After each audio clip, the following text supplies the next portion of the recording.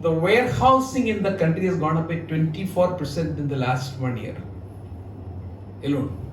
So into the warehouse somebody is taking it, from the warehouse somebody is taking it out. Logistics portion. Warehouse is also part of that. So you are into a great area. In fact, when I do talk to people in energy, they say that it's the largest market growth going to be for India. Now when after having senior numbers, the kind of possibilities, it's a possibility. So you are into a great industry. So happy that I'm interacting with you. And second is also you're all getting groomed and you're working in an atmosphere where you're proud Indians. That's I'm very, very happy. I wish all Indian companies did follow the principles followed by Pratap. Because this is something which I possibly believe that we miss in the corporate world. We emulate a lot from the Western world when we have a lot over here. Some of those which are adopted by us for technologies, we need to do that because we didn't have a base available. We would have had it. People say that we had science available 5,000 years back. Maybe true. I don't want to contest on that one. However, we lost everything out. And there is a reason for it also. The reason for that is we are a very prosperous country. And the prosperity of this country was an attraction for others to come and loot us. So we had only one opening because God protected your country very well with being a literal country. It's the seashores all through. And on one side mountains. And Himalayas, you can't cross that way. There's only one leakage point, known as Khyber Pass, which is a mistake done by God, I'm sure. Yeah, we grew because nobody came over here. We could make a lot of wealth. Internally, a very, very wealthy country. But peace-loving, Sanatan Dharma, which is in terms of Loka Samasta Sukhino Bhavantu, let everybody be happy. And that's the kind of culture we prevail, not too much of wars. Internal strides were there. But looking at the prosperity of a country, some of them came to learn over here. But when they saw the wealth over here, they came to loot you. And that is what the Khyber Pass did all that.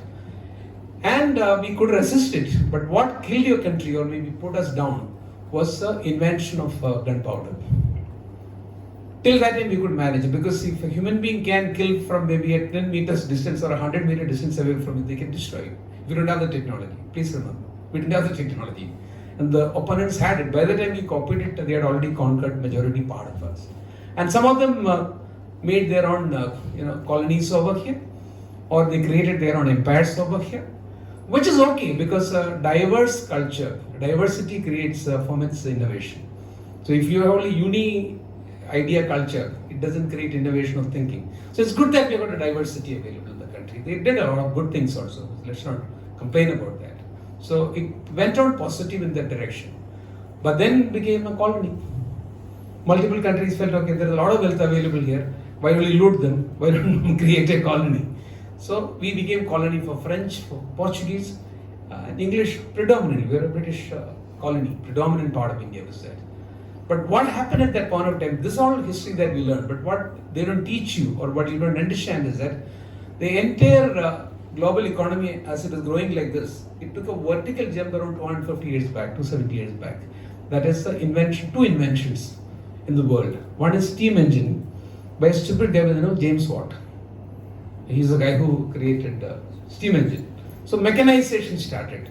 Immediately within 1780 is the time when it happened. Within few years, second invention happened of IC engine, which is there in your motorcycle to car to everything. So the world went, which is going thousands of years, growing like this little 2, 3, 4, 5%, took a vertical turn. And the real mechanization of entire manufacturing process started. Quality of life changed.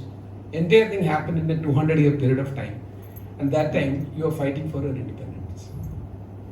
The world went past you and you remained over here, or we went behind. So catching up is what is happening in your country currently. So past 70 and odd years of independence, we've done a good job. I need to say that. Though we try to have a self-beating, chest-beating equivalent to that, I would say that we've done a wonderful job, created institutions in this country which is giving stability. And going forward, when I see the younger faces over here, this world belongs to you.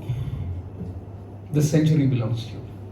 And what you make out of it, we are going to grow at an 8% average, which is what is going to be expected growth of your country, will be nearly equivalent to $8.6 trillion economy at the end of 2030. Okay, and we will reach possibly a $36 trillion by 2040, 45. and we'll be the third largest economic power of the world. That is unquestionable. You guys have it given to you. What you make out of that for you and for your company depends upon what you plan and what you're going to do there. And Pratap, you are lucky that you've got a lot of younger faces over here. I'm not trying to say that elders are not good. Not of us are.